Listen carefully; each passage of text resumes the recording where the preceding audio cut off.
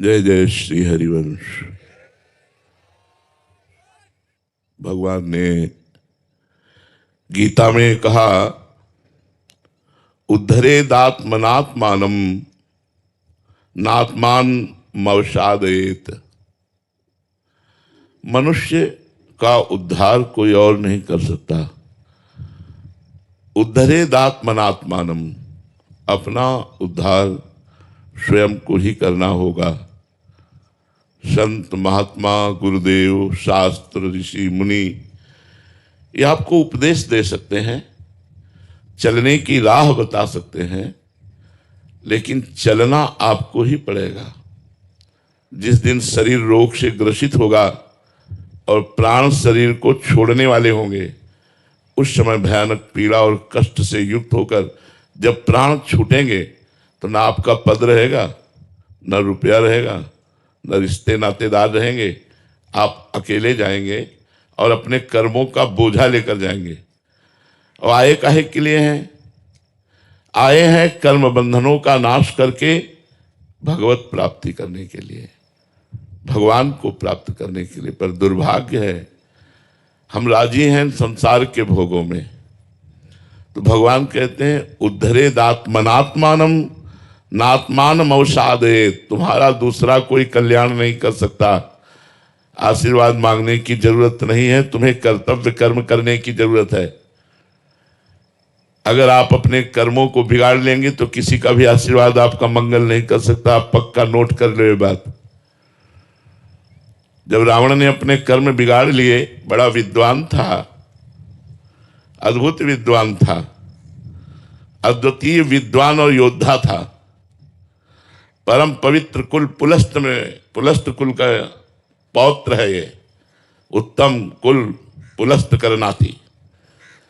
लेकिन आचरण बिगाड़ लिया, कर्म बिगाड़ लिया, और भगवान शंकर का अनन्य भक्त, भगवान शंकर की उपासना करने वाला, देखो सब कुछ है, आचरण बिगड़ गया तो भगवान शंकर ने ही लंका जला दी हनुमान जी का रूप रख करके। हनुमान जी कौन है? 11वें रुद्र का अवतार है, भगवान शंकर का अवतार है, शंकर सुवन केशरी नंदन। अगर हम पढ़े लिखे हैं, भगवान ने हमें मनुष्य जीवन में बुद्धि दी है, हम दूसरे का अहित करेंगे और जो शास्त्र निषेध करता है कि ये नहीं करना चाहिए, कानून कानून है, कानून के खिलाफ अपराध है, तुम्हारी समझ में भले अपराध ना हो लेकिन कानून के खिलाफ अपराध है। ये हमारे शास्त्र क्या है? ये भागवतिक लॉ है, कानून है। अगर इनके विरुद्ध चलोगे तो पाप कर्म बनेगा, और पाप कर्म का फल होता है दुख, अशांति, चिंता, शोक, भय, मृत्यु और नीच योनियों में जाना। इसलिए आपको कमर कसनी पड़ेगी अपने उद्धार के लिए। अगर इस जन्म में उद्धार ने माना, आप इस समय बहुत बड़े पद में बैठे हैं, लेकिन अगली योनि हो सकती है सुअर कुत्ता की मिले, हो सकता है भूत प्रेत बनना पड़े, क्योंकि भजन है नहीं, भगवान के प्रति समर्पण है नहीं। खूब मनमानी रुपया इकट्ठा किया, मनमानी भोग भोगे, मनमानी आचरण किए, तो इनका परिणाम भी तो मिलेगा। और इनका जब परिणाम मिलेगा तो भोगना बहुत कठिन होता है। कह देना बात सहज होती है, अरे यार हम देख लेंगे बाद में, नहीं देख पाओगे। ऐसे भयानक भयानक पीड़ा और कष्ट हैं कि केवल स्वयं को भोगना होता है, दूसरा कोई नहीं जानता। ये पक्की बात है कि कलयुग में मन मलिनता की तरफ भागता है। इसे शास्त्र की बातें अच्छी नहीं लगती, संतों की बातें अच्छी नहीं लगती। ये बुरी बातों को करने में बड़ा खुश रहता है मन जो है, बुरी बातों को, शराब पीना, मांस खाना, पराई स्त्री से व्यभिचार करना, घूस लेना, दूसरों को सताना, बहुत तरह से गंदी बातों में, अपराध में ये खुश रहना चाहता है। यद्यपि खुशी अपराध में नहीं है, खुशी तो सत्य मार्ग में चलकर दूसरों को सुख पहुंचाने में है। ऐसा क्यों है? क्योंकि हमारा मन मलिन हो गया है। अब इस मलिन मन को पवित्र करने के लिए कलयुग में दूसरा साधन नहीं है। जैसे आप यमुना जी को देख रहे हैं, कितनी श्रद्धा है आपकी यमुना जी पर। आप स्नान करोगे तो आपकी श्रद्धा के अनुसार फल मिलेगा। गंगा जी, यमुना जी जो पवित्र हमारे पापों का नाश करने वाली हैं, उनमें ऐसे सीवर नालियां बड़ी बड़ी डाल दी गई हैं कि ये पवित्र तीर्थ हमारे आज कलयुग का ऐसा प्रभाव, यहाँ यहीं से बैठने को देखने में जूता चप्पल धोना, ऐसे ये वो सब बहता जा रहा है। मतलब वो बड़े बड़े नाले, लेकिन गंगा जी तो गंगा जी हैं, यमुना जी तो यमुना जी हैं, पर हमारी कलयुगी श्रद्धा इन पर नहीं बन पाएगी। गया उद्धार का क्षेत्र जो हमारे लिए गंगा यमुना परम पावन, यज्ञ, पवित्र घी मिलना, पवित्र मंत्र वेत्ता ब्राह्मण मिलना, पवित्रता का पूरा यज्ञ का सांगोपांग निर्वाह होना बड़ा कठिन है, बड़ा कठिन है। थोड़ी सी त्रुटि हो जाए तो यज्ञ का फल नहीं मिलेगा, थोड़ी सी मंत्र में त्रुटि हो जाए तो यज्ञ का फल नहीं मिलेगा। ऐसे मंत्रवेत्ता, ऐसे शुद्ध पदार्थ, सब यज्ञ गया, तपस्या, सर्दी आई तो हीटर और गीजर, गर्मी आई तो कूलर और एसी और फ्रिज और दुनिया, ये तपस्या भी गई। कौन तपस्वी है कि गर्मी को बर्दाश्त करके, सर्दी को बर्दाश्त करके, भूख प्यास को बर्दाश्त करके और फिर तपस्या कर रहा हो। तपस्या भी, योग भी।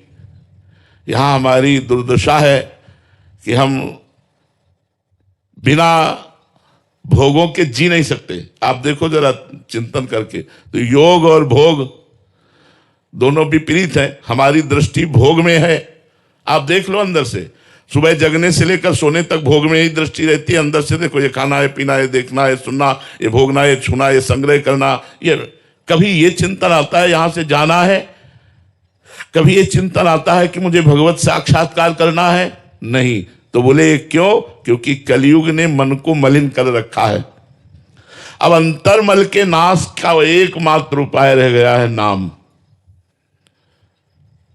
कृतयुगे ध्यायते विष्णु त्रेतायाम यजते मखई द्वापरे परिचर्यायाम कलो तद्धरि कीर्तनात्। सतयुग में ध्यान के द्वारा भगवत प्राप्ति होती थी। आंख मूंदो, देखो ध्यान में क्या दिखाई देता है? अंधेरा।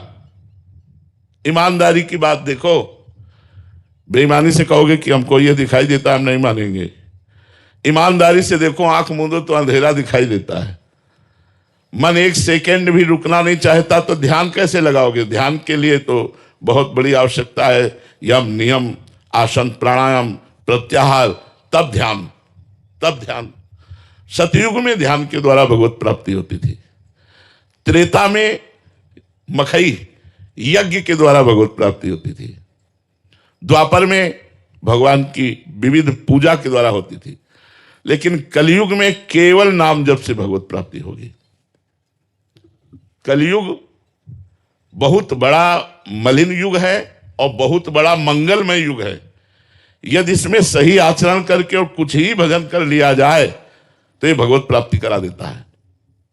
जो 10-10 हजार वर्ष तक तपस्या करने पर भी नहीं होती थी, कलयुग में वर्षों में हो जाए, पर मन लगे तब। नाम जप, हरिर नामो हरिर नामो हरिर नाम केवलम कलय नास्ते नास्ते नास्ते गति अन्यथा। कलयुग में दूसरी गति नहीं है, दूसरी गति नहीं है, दूसरी गति नहीं है। भगवान व्यासदेव जी 3 बार कह रहे हैं, केवल एक भगवान का नाम मंगल में। तुलसीदास हरिनाम सुधा तज सत हठ पियत विषय विष मांगी। अब जब थोड़ा नाम जब शुरू हुआ तो हमारी मांगे शुरू हो जाती हैं। तुलसीदास जी कहते हैं, भगवान नाम रूपी अमृत का त्याग करके, बेच करके ये विषय विष मांग रहा है। भगवान हमको ये दे दो, भगवान हमको ये दे। अरे भगवान का नाम जब करो कि भगवान आपके नाम से प्रेम हो जाए, आपसे प्रेम हो जाए, संसार से हमारा उद्धार हो जाए। ये जितने भी भोग आप भोग रहे हैं, कोई ऐसा भोग बताओ जो आज तक आपको सुखी कर पाया हो।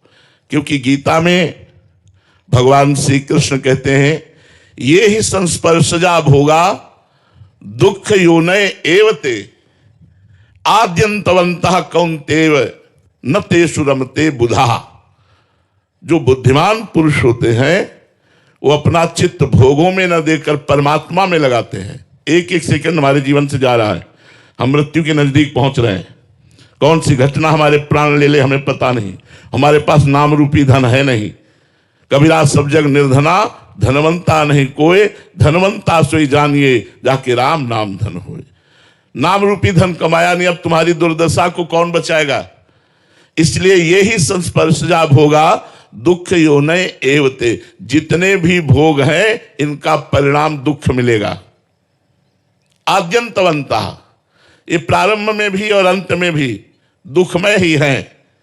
न तेषु रमते बुधा, इसलिए जितने से शरीर यात्रा हो जाए उतने विषयों का भोग करो। पवित्र भोजन पाओ, पवित्र जल पियो, पवित्र वस्त्र धारण करो, पवित्र विचारवान बनो, दूसरों का कल्याण हो, अपना कल्याण हो, दूसरे सुखी रहें, हम सुखी रहें, हमारी समाज, हमारा राष्ट्र समृद्ध और सुखवान बने, ऐसे हमारे विचार हों। तो इंद्रियों के द्वारा प्राप्त होने वाले भोगों में ही सुख खोजने वाला मूढ़ पुरुष होता है। बुद्धिमान पुरुष कभी भोगों में रमता नहीं, आवश्यकता के अनुसार उनको स्वीकार करके सत्मार्ग का अनुसरण करता है, भजन करता है, जो भी कर्म करता है वो बहुत सोच समझ के कर्म करता है। छोटे से भी कर्म का आपको फल मिलेगा। एक महात्मा मांडव्य ऋषि 8 वर्ष के बच्चा थे, तो खेल रहे थे, खेल खेल में उन्होंने तितली पकड़ी और उसकी गुदा में बबूल का कांटा डाल के छोड़ दिया।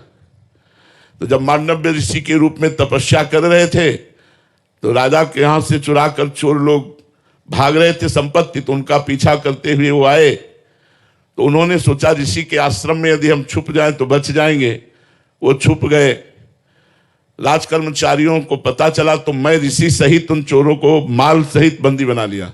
अब जब माल सहित बंदी बना लिया तो वहां सफाई देने की क्या बात है, सीधे सूली की सजा। तो उन महात्मा को भी सूली पे बैठाल दिया गया, जो मांडव्य ऋषि, महाभारत में प्रसंग आता है। अब जो ही सूली उनके गुदा द्वार में घुसी तो ध्यान भंग हुआ और पद्मासन लगाकर सूली पर बैठ गए। तेजस्वी महात्मा थे। जब दूसरे दिन अन्य अपराधियों को सूली की सजा देने का समय आया तो पुराने मृत अपराधियों को उतारा जाता था, तो वहां सब तो मर गए थे लेकिन मांडव्य ऋषि आसन पर बैठे थे।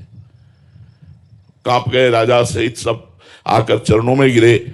मांडव्य ऋषि ने कहा, शूली हटा दो, हम तुम्हें दंड नहीं देंगे, हम यमराज को दंड देंगे जाके। उन्होंने, मुझे याद है जीवन में कोई पाप नहीं किया, फिर भी दंड क्यों दिया।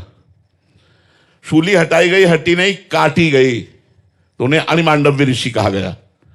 वो यमराज के पास गए और उन्होंने कहा, ये सूली मेरे क्यों घुसी, क्यों, कौन सा अपराध, मैं तो बचपन से तपस्या कर रहा हूं। तो उन्होंने दिखाया कि 8 वर्ष की अवस्था में आपने तितली की गुदा में बबूल का कांटा छोड़ दिया, उसके फलस्वरूप आज आपको सूली की सजा भोगनी पड़ी। आप समझ रहे हैं, छोटे से भी कर्म का कितना बड़ा दंड मिलता है। यहां भी देख लो, अपराध होता है 5 मिनट 10 मिनट और सजा होती है 20 साल, आजीवन, आजीवन कारावास या मौत की सजा, फांसी। इसलिए बुद्धिमान बनो, भोगों की तरफ आकर्षित होकर नशा कर गंदे आचरण करके अपने जीवन को बर्बाद मत करो। बड़ा कीमती और देवताओं के लिए भी दुर्लभ ये मनुष्य देह है। भगवान ने संसार को दुखालयम कहा, यहां कभी कोई सुखी होकर गया ही नहीं। तो इसी से बचने के लिए तो सत्संग है, इसी से बचने के लिए तो भगवान नाम जप है कि मृत्यु से सब कोई डरा, मेरो मन आनंद, कब मरी हो कब भेटी हो पूरन परमानंद। आप कुछ भी कर लो, डर, चिंता, शोक, निगेटिव विचार, इनसे आप नहीं बच सकते जब तक आप नाम जप नहीं करोगे, पवित्र भोजन नहीं पाओगे, अच्छे आचरण नहीं करोगे। जगत में द्रोह पैदा करके यहां से जो जाएगा उसे यहां अवश्य जन्म लेना पड़ेगा और द्रोह का हिसाब देना पड़ेगा।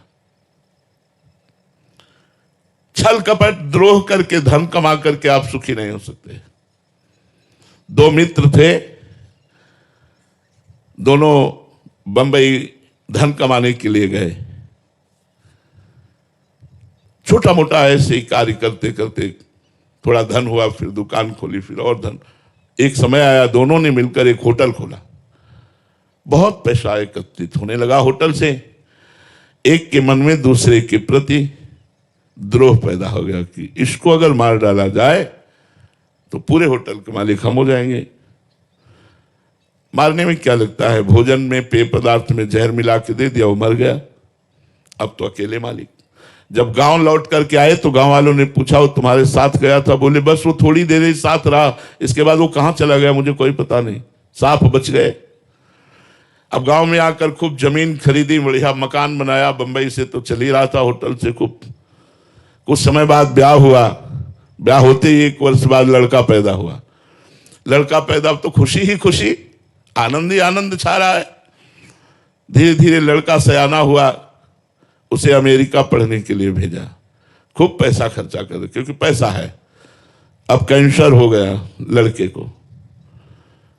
अब ऐसी उल्टा चक्र चला कर्म का, फिर पैसा खर्चा होना शुरू हुआ। धीरे धीरे जमीन बिकी, होटल बिका, सब बिका, कर्जा हो गया। अब पैसा खर्चा करने के लिए नहीं, तब लड़के को बीमारी अवस्था में फिर घर लाए और पैर छाती से लगा के उसके रख के रो रहे थे, बेटा अब क्या करूं? तो उसने कहा बेटा अब क्या करूं, एकांत में जो जहर दिया था उसी का कर्म फल तुम्हें देने के लिए मैं आया हूं। मैं तुम्हारा बेटा बेटा नहीं हूं। देख तेरा सर्वनाश करके अब मैं जा रहा हूं और तू जीवन भर अब तड़पेगा और दुखी रहेगा और कष्ट को भोगेगा। ये संतों के द्वारा दृष्टांत दिया गया। यदि आप पाप कर्म करेंगे तो आपके घर में ही वो पाप कर्म कोई रूप लेकर ऐसा पैदा होगा जो जीवन भर आपको दुख देगा, क्लेश देगा, अशांति देगा। इसलिए मनमानी मत करो, शास्त्र के अनुसार चलो, भगवान का नाम जप करो, पवित्र भोजन करो। जब तुम्हारे अंदर नाम भगवान का कृपा प्रसाद होगा तो आप देखोगे आप विशेष आनंदित रहोगे। अभी आनंद को जाना ही नहीं किसे आनंद कहते हैं। त्रिभुवन में जितना आनंद है, त्रिभुवन में यहां से लेके ब्रह्मलोक तक वो माया में है, इसलिए उसे आनंद नहीं कह सकते, उसे सुख कहते हैं। सुख का परिणाम दुख है, हर सुख का परिणाम दुख है। आनंद, परमानंद, अखंडानंद, ब्रह्मानंद, भगवदानंद, ये लेने के लिए हम मनुष्य जीवन में आए हैं और वो केवल भगवान से ही जुड़ने पर मिलेगा।